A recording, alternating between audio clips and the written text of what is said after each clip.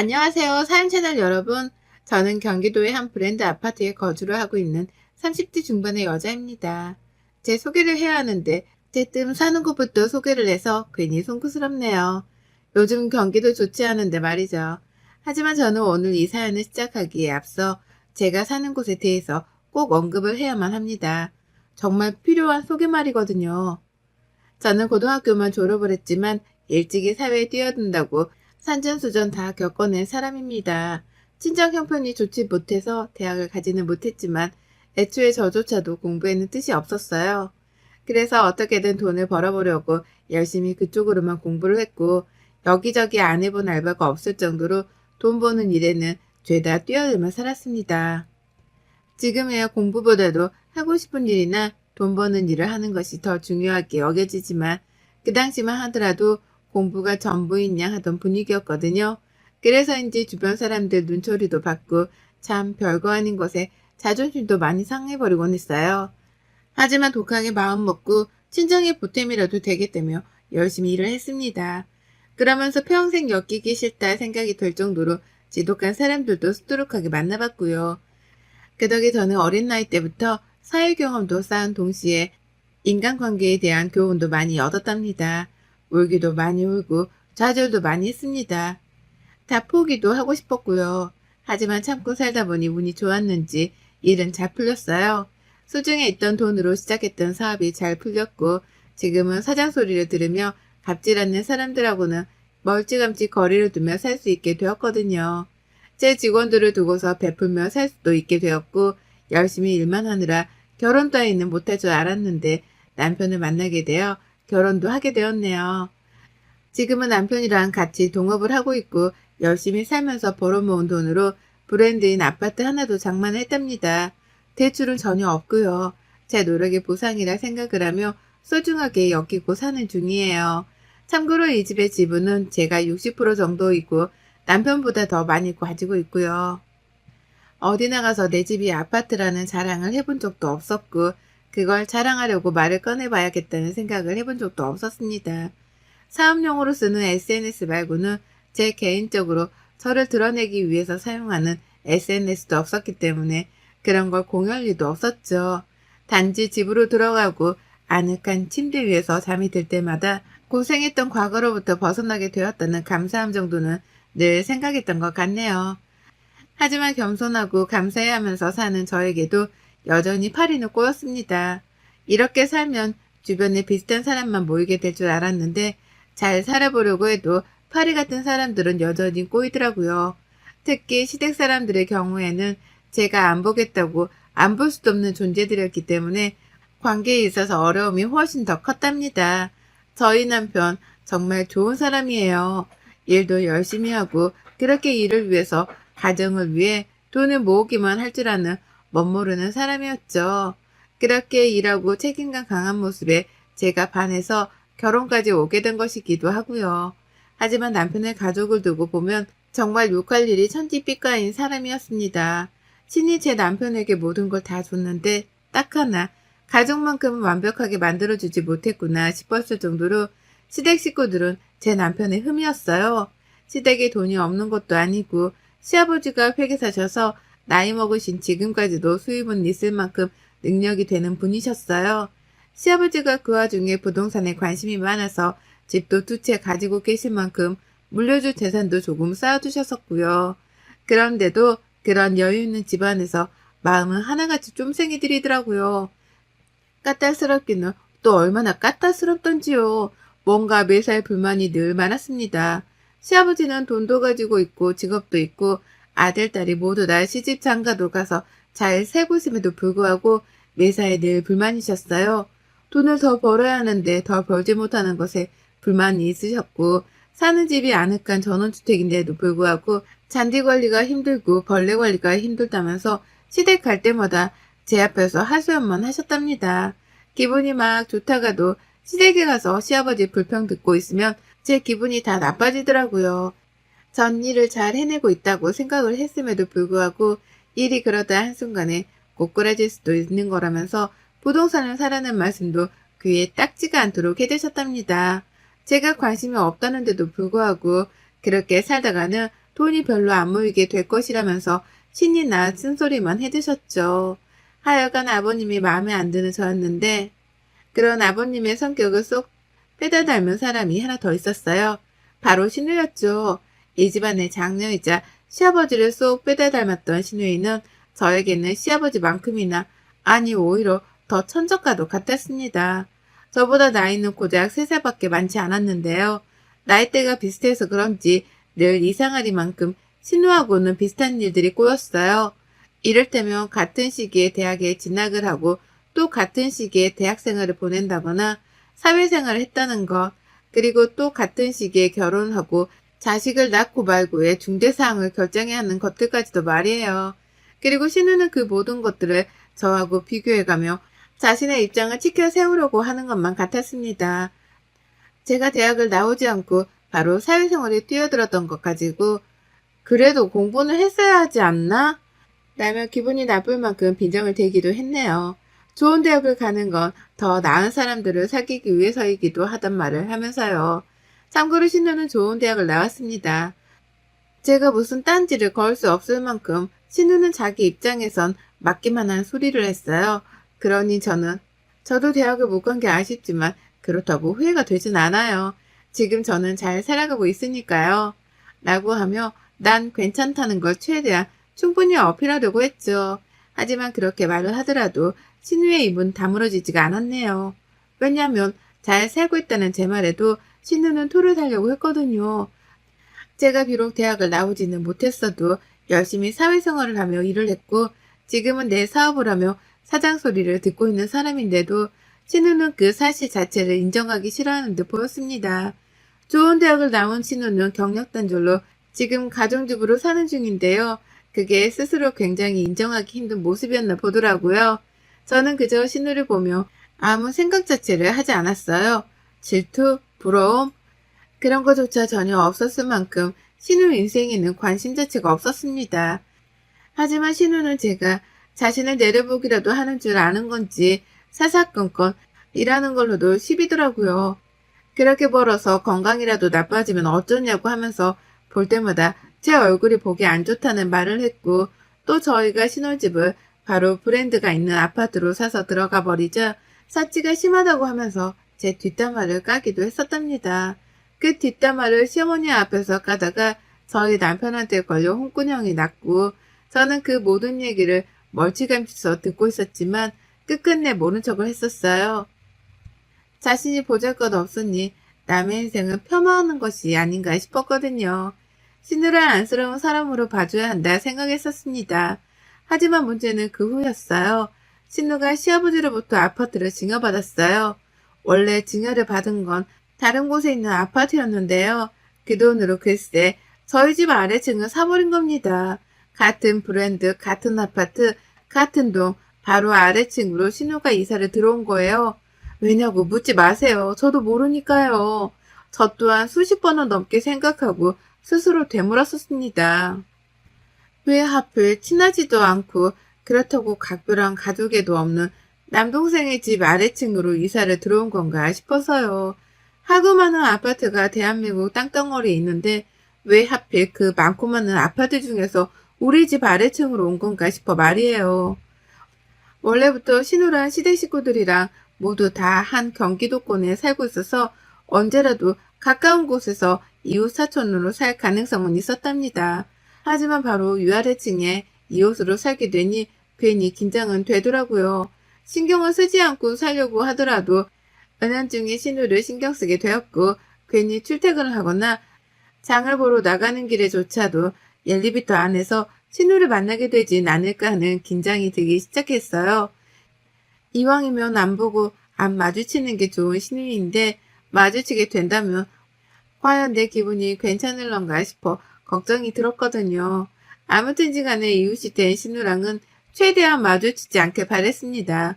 남보다도 못한 가족으로 사는 사람들이 많으니 우리도 그냥 그렇게 남보다 못한 사이가 되었으면 하기도 했고요. 그런데요.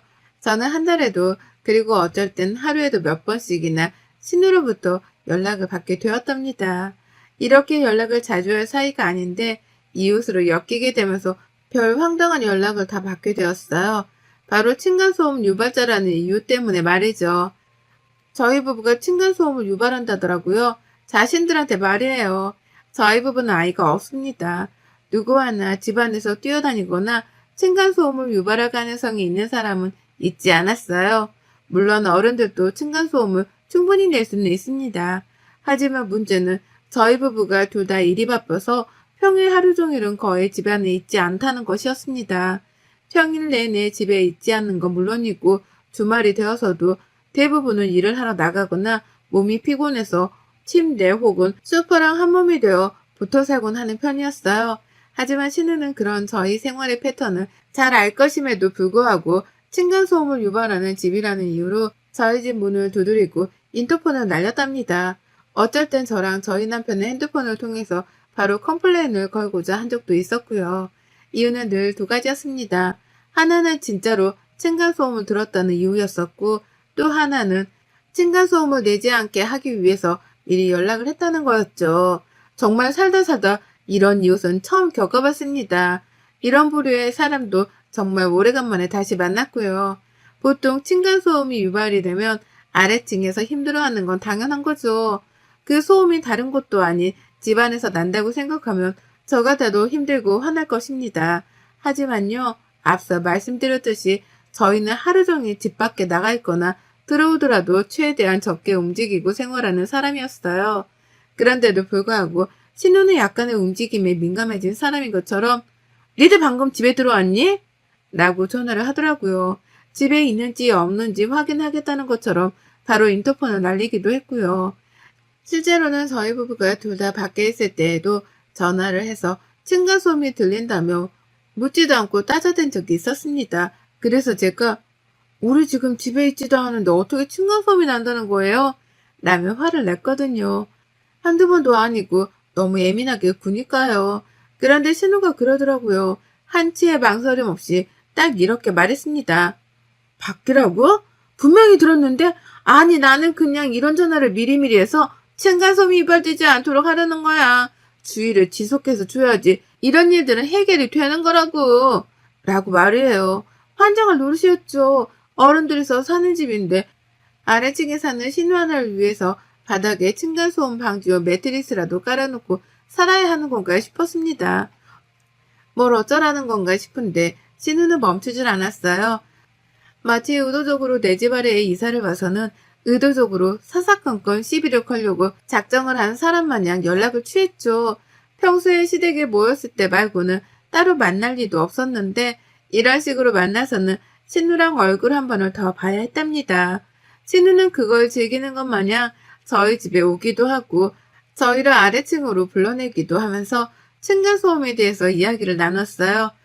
그러면서 그 끝에는 자연스레 밥 먹고 갈래? 라고 부르며 옆에 두겠다 묻더라고요. 저희 집에 와서는 밥 먹었니? 밥 먹을 거면 우리 것도 해주라. 같이 먹자. 라고 하면서 자기 애들이랑 남편을 데리고 올라와서는 아예 탈같이 밥을 얻어먹으려고 하기도 했고요.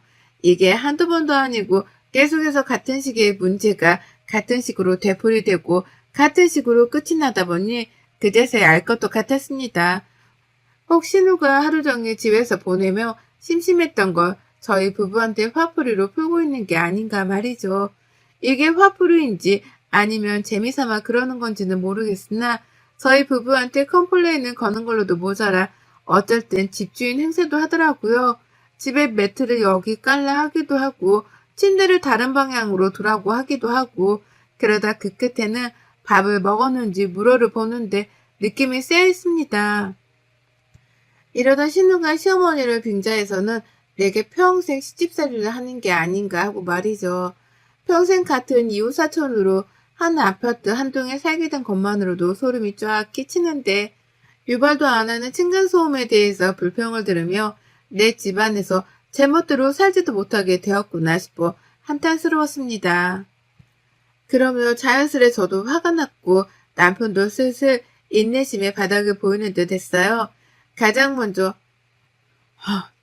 진짜 저게 누나라고 봐주니까? 라고 하면서 남편이 흥분을 하더라고요.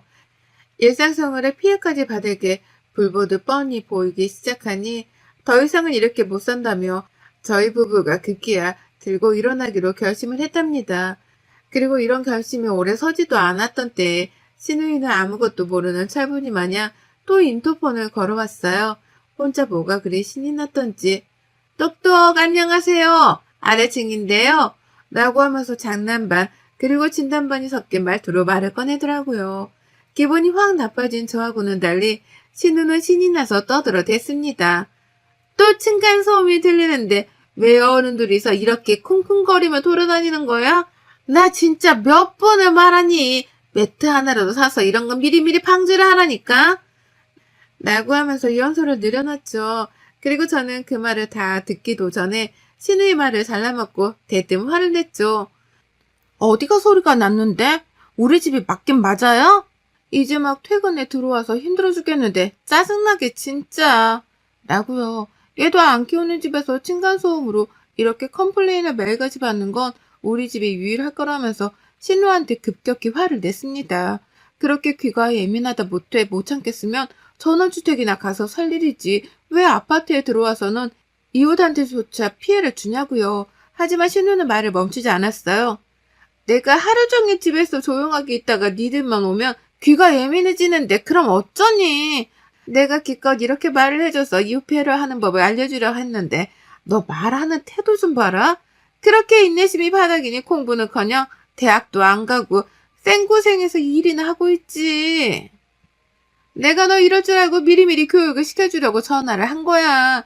나한테서 배우고 전화 한 통 한 김에 같이 모여서 밥도 먹고 그러면 얼마나 좋니? 가족 사이에 너도 참 독하다 독해. 라고 하며 급기야 저를 얕보는 발언까지 뱉어냈습니다. 그 말에 벙쪄 있는데 제 뒤에 있던 남편이 먼저 집을 뛰쳐나가더라고요. 신우를 한판 뜨려고요. 그리고 저는 그 뒤를 이어 집에서 국자를 들고 뛰쳐나갔습니다. 들고 가려고 한 건 아닌데 요리하다 말고 인터폰이 울린 바람에 어쩔 수 없이 손에 든 채로 신우 집에 뛰어내려갔네요. 그리고 저는 남편보다 먼저 신우 집에 도착을 했고 신우가 문을 열어주며 얼굴을 들이내미는 그 찰나에 신우를 향해 적당히 좀 해! 라는 말과 함께 들고 있던 국자를 치켜 올렸습니다. 화가 머리 끝까지 나는 걸 겨우겨우 참고 있는 거여서 어느새 제 눈깔은 뒤집혔고 입술은 파르르 떨렸네요. 당장이라도 국자를 휘날리겠다는 각오로 신우한테 우리 집에 가자고도 했습니다. 더 해봐, 더 해보라고. 층간소음이 뭐가 어쩌고째? 그럼 형님이 올라가서 우리 집 안에서 걸어보시던가요. 얼마나 크게 층간소음을 내는지 내가 여기서 똑바로 들어보고 있으려니까. 라고 말이에요. 가뜩이나 시끄럽다고 해서 안 그래도 조용히 사는 걸 더 쥐지군 듯이 살아주고 있었더니만 날이 갈수록 불평이 늘어나는 꼴을 더는 감당해내지 못하겠다면서 신우를 저희 집으로 데려가려 했습니다. 제가 신우 집에서 소리를 들어보겠다고 말이죠. 반말도 찍찍 내뱉고 손에는 번쩍거리는 큼지막한 스테인리스 국자도 들려있고 벼랑과 부부가 둘이 동시에 쳐들어와 소리까지 높여가며 화를 쌀벌하게 내니 우리 형님은 그제서야 정신을 번뜩 차린 듯 보였습니다. 저희 부부한테 적정선 이상으로 갑질을 하면 어떻게 되는지 그 아찔한 미래를 살짝 엿본 듯 보이기도 했죠. 아니, 내 말은 그게 아니고 라고 하면서 그제서야 자신의 말을 변명하겠다며 생전 처음으로 머쓱해하는 표정을 지어 보이는데 이거 쫄았구나 싶었습니다. 그래서 속으로 엄청 통쾌하고 꼬셔했죠. 하지만 화를 풀진 않았어요.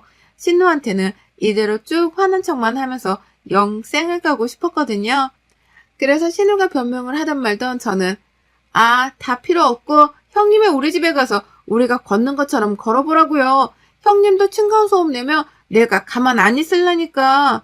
집에서 하루 종일 혼자서 심심해 눈에 뵈는 게 없어요?